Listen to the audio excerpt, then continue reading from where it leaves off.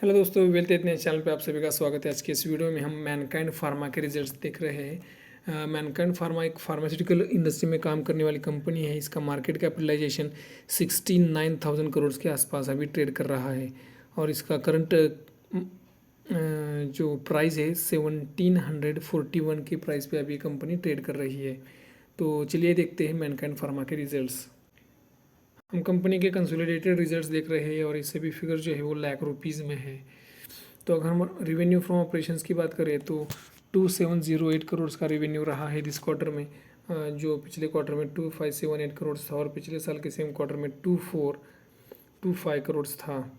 अगर हम quarter on quarter basis पे देखते हैं तो 5% की ग्रोथ दिख रही है और अगर हम ईयर ऑन ईयर बेसिस पे देखते हैं तो 11.7% की ग्रोथ हमको रेवेन्यू में देखने को मिल रही है।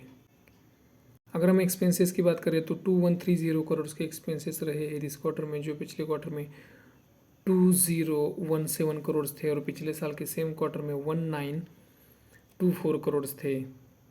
अगर हम क्वार्टर ऑन क्वार्टर बेसिस पे देखते हैं तो 5.6% की ग्रोथ दिख रही है और अगर हम ईयर ऑन ईयर बेसिस पे देखते हैं तो 10.7% की ग्रोथ हमको एक्सपेंसेस में दिखाई दे रही है।